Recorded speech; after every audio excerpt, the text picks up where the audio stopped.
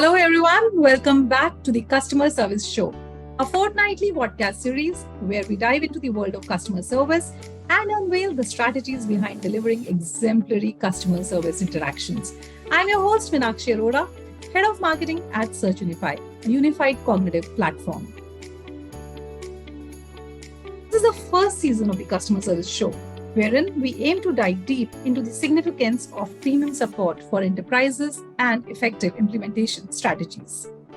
In case you missed out on the previous episodes, where we discussed the basics of premium support and talked about its features, offerings, and value drivers, you can visit our website and catch up on the key components that make up a robust premium support package. So it is www.searchunify.com.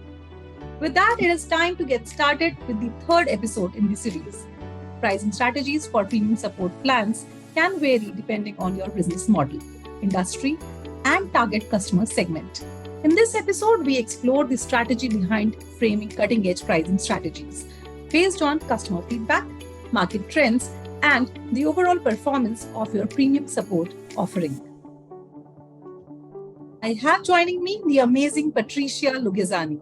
Patricia is a highly accomplished visionary professional with a distinguished career in building, revitalizing, and optimizing customer support, customer success, renewal sales, technical services, and sustaining engineering organizations to facilitate growth and customer retention. Formerly Group Vice President of Customer Experience at Marketo and Global Head of Support Strategy and Operations at Adobe, Patricia's consulting company, PL Support Solutions, focuses on customer success, premium support, and support optimization strategies. Welcome to the episode, Patricia. Thank you. Appreciate that. As a reminder, in our podcast series, we have been exploring the stages of the offer creation process to provide a roadmap to create a successful premium support program. In the last episode, we talked about the importance of analyzing service gaps and market trends to fully understand customer needs and value drivers. And today, we'll be discussing the key elements of support pricing strategies within the rollout framework. So, Patricia, before we delve into the specifics, could you give our viewers a brief overview of the key learnings that they can take home from this episode? Thank you, and welcome to today's session. Today, the key takeaways for premium support pricing strategies are: 1, to align to your market position; 2, review your competitive landscape; understand your cost and margin goals; plan for additional support capacity; and finally, gain executive approval to staff to services sold. That sounds great, Patricia. And before jumping into the pricing methodology, are there any external business and macroeconomic trends that you think should be taken into consideration as especially businesses align their pricing for premium support offerings? Thanks, Meenakshi. This information came from the TSIA quarterly review. It displays the technology industry focus areas as it relates to economic conditions in kind of a compass format. Without going into a lot of details on the current complexities of the market or economic challenges, what it really outlays is that a lot of company focus today needs to be revolved around driving revenue and reducing costs. So the natural motion may be to focus on product initiatives instead of funding services programs. However, based on TSIA benchmark research, investments in services and customer retention is the best strategy for the bottom line in this type of economy. Yeah, absolutely. Right, Patricia, what you said. And actually, TSI also validates this. And actually, customer longevity, as we know, and experience is must for every enterprise. And Patricia, I assume any service or product offer, pricing your premium support offer can be very, very tricky. And in your experience while spearheading these decisions at leading support organizations, how would you consolidate the key factors that need to be considered to reach that sweet spot, that ideal pricing package plan? You're exactly correct. Setting the optimal price for premium support requires balancing cost with market tolerance. Setting your price too low can devalue your support and negatively impact margin, while too high can create an unwanted barrier to entry. So in today's discussion, we'll walk through common analysis techniques for arriving at optimal price for your support offerings. The way that I recommend approaching this is through stepping through first researching your company's market and product position, performing a cost analysis based on the offering design that we outlined in the previous session, define your technology roadmap for investing in needed enhancements to optimize your support, define the best pricing structure that fits your business, and finally, incorporating support revenue and financial metrics into your annual planning objectives.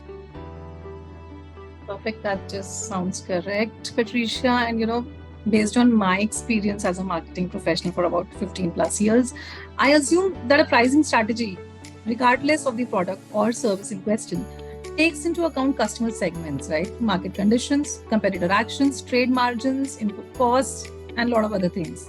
And talking about the first crucial component here, analysis of the market positioning and competitive standing of a company's product or solution. What do you think? Like, how important is understanding this factor when it comes to pricing a premium support plan? Sure. Your cost and delivery focus will be more aligned to your customer needs and the program success factors if you understand your company and product market position. Some things that I like to consider is, first off, the customer segment distribution.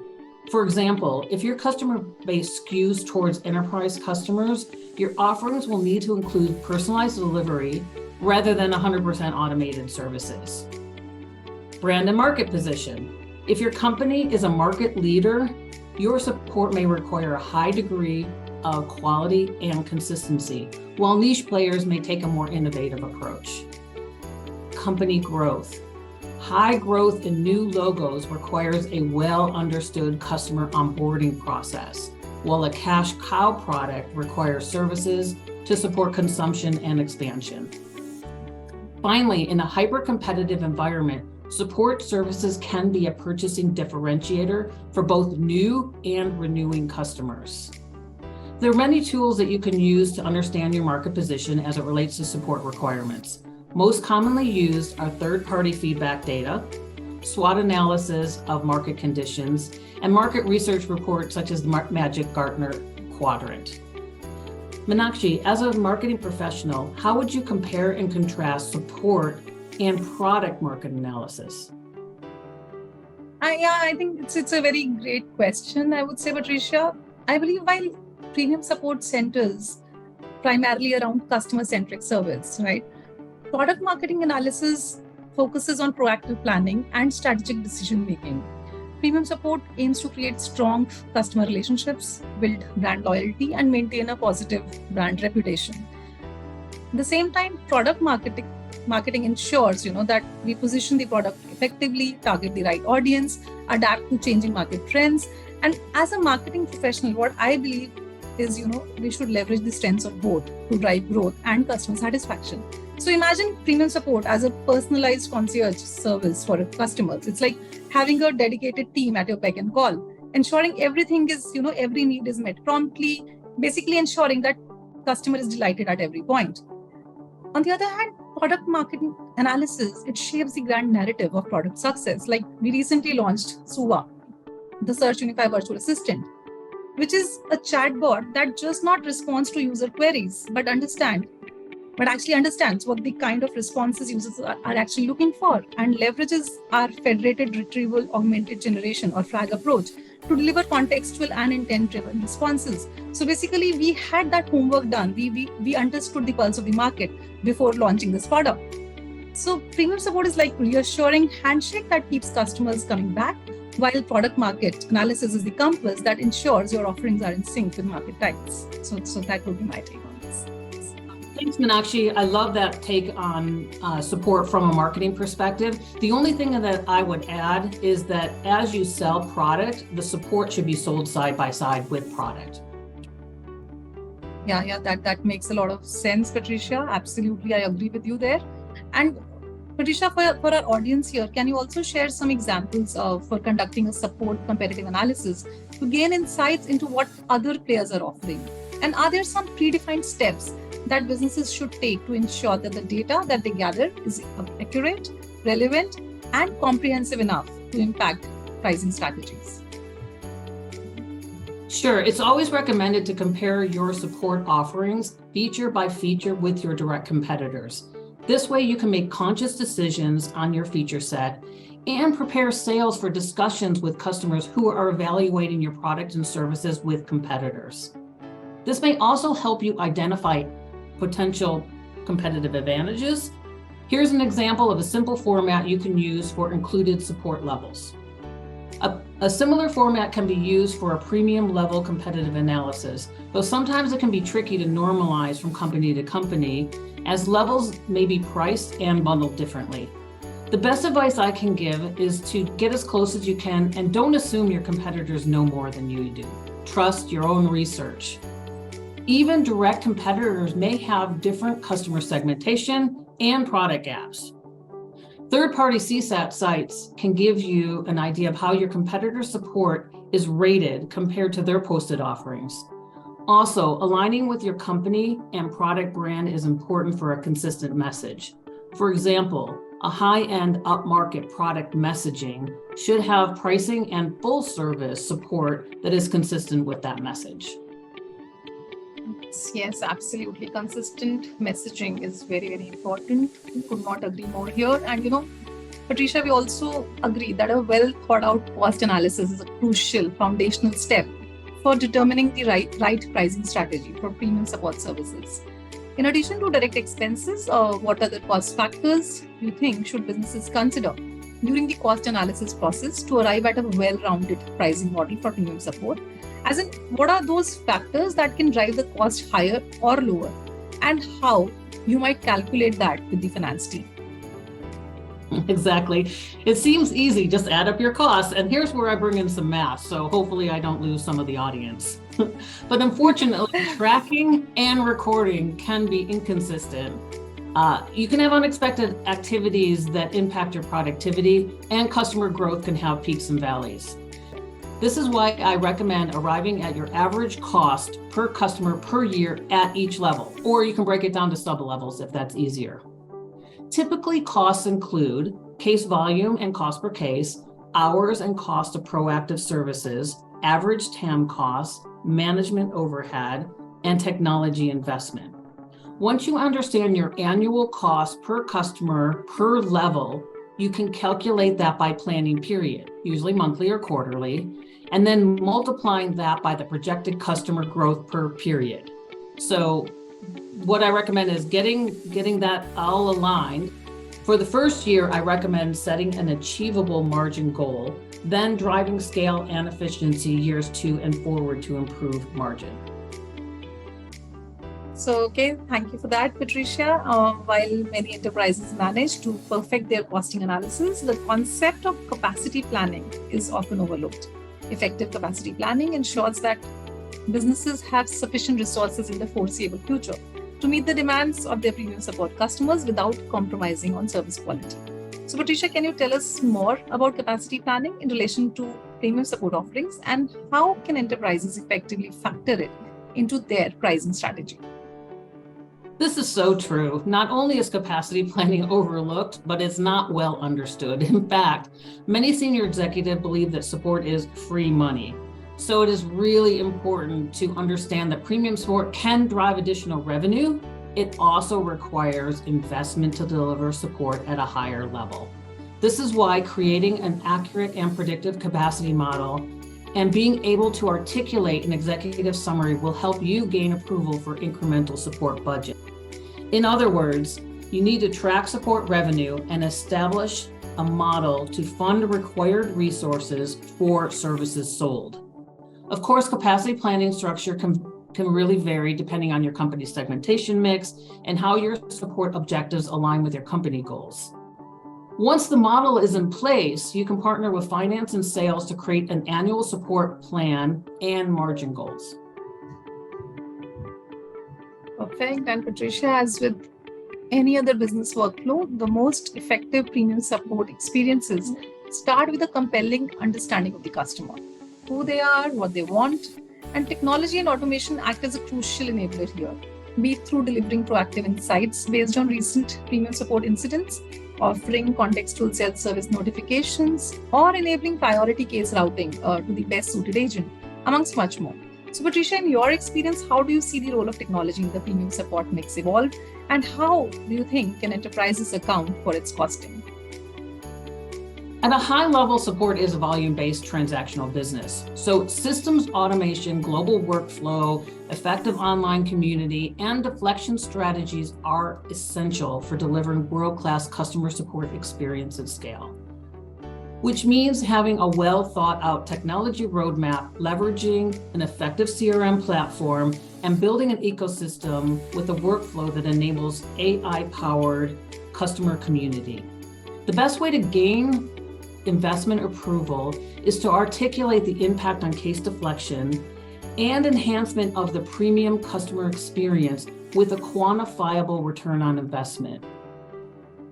Then continuing to enable scale through best practices such as community search, a KCS program, and a seamless chat to assisted experience. Given where we are with the emergence of generative AI using large language models, it is important to note that there's a large upside for support ROI using community search and chatbots, leveraging new AI technologies. From a support perspective, we have been using similar tools for online deflection for more than 2 decades. Starting in the early 2000s, we used pre-programmed or scripted responses, which may have caused more customer frustration than solutions. Up to 2020, machine learning chatbots were more effective at answering unique customer questions. However, complex knowledge repositories and systems integration led to about a 43% industry-wide implementation success rate. The current AI technology provides an excellent opportunity to improve the customer experience and drive community issue resolution. Now we need a secure platform to utilize LLM and AI technologies within an acceptable proprietary content framework. One of the most full-featured frameworks enabling cognitive search, support and community effectiveness tools, and search analytics is Search Unify. Meenakshi, as the head of marketing at Search Unify, will you provide an overview of the Search Unify platform?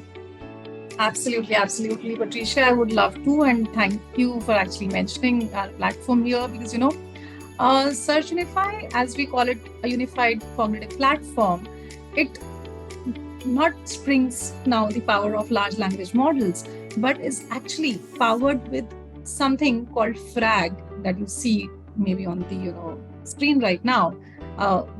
Federated retrieval, augmented generation, the FRAG layer. That is something that stands our platform apart from our competitors. So at the core of this FRAG approach lies the federation layer, which actually enhances user inputs by incorporating contextual information retrieved from a comprehensive 360-degree view of the enterprise knowledge base. So basically, this federation layer ensures that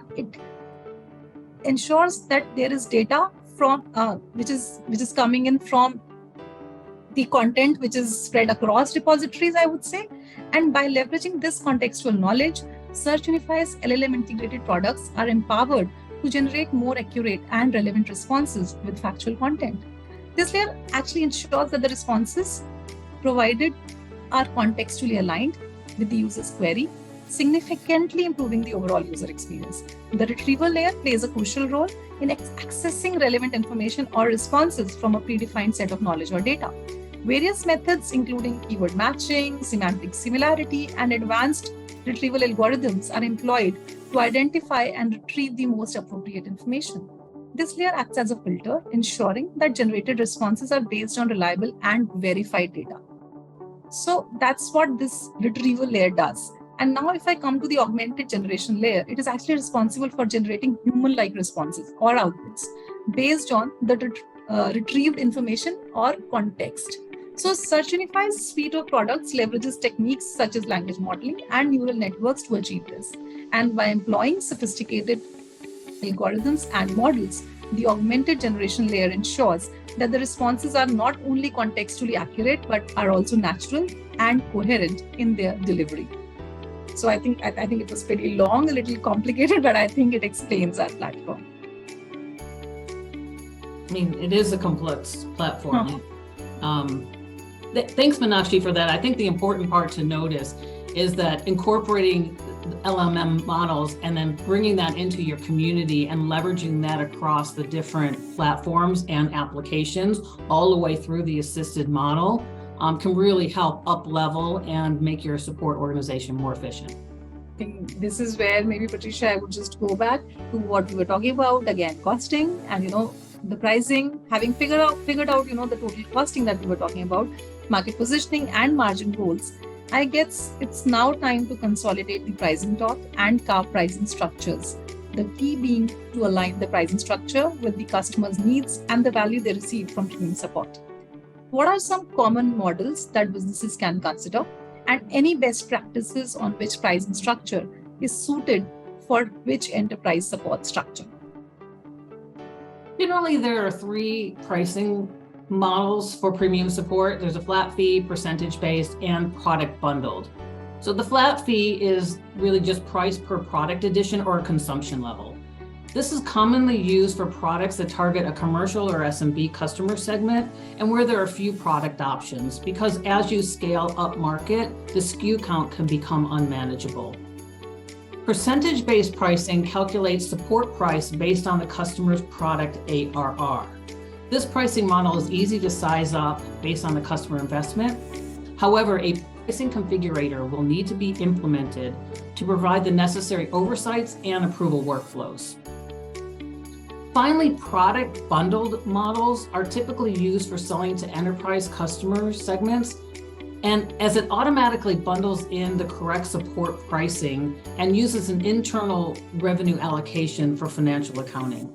Because a customer only sees one price for product and support, this model can sometimes cause a perceived pricing inflation. This is why this model is best suited for large enterprise segment customers where support needs are well understood.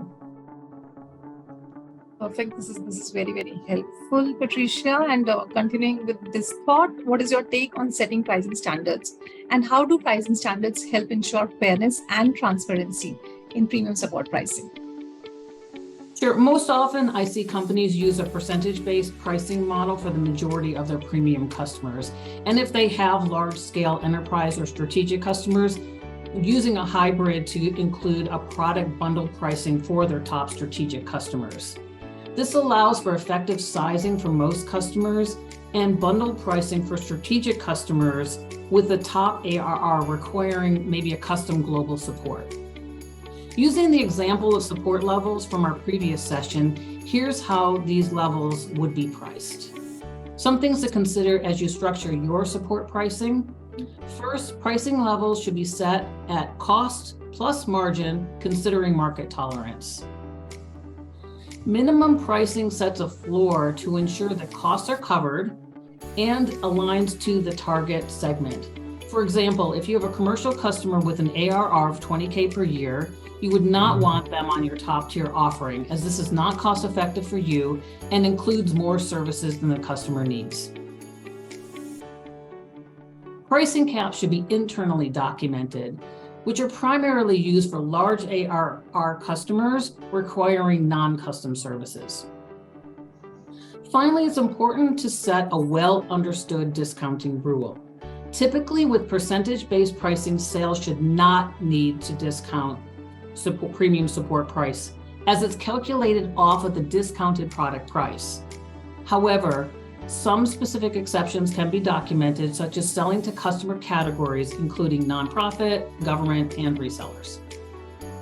So thank you, Patricia. This was very elaborate, insightful, and you were amazing as always. And there you have it, folks. That wraps up another insightful episode of our podcast. I hope you found our discussion helpful in navigating the complex terrain of premium support. But wait, don't go just yet. We have something exciting coming up in our next episode that you won't want to miss. We will be diving even deeper into the topic, focusing specifically on internal partnerships alignment. Thank you once again for tuning in, and until next time, stay curious and keep supporting your customers with excellence.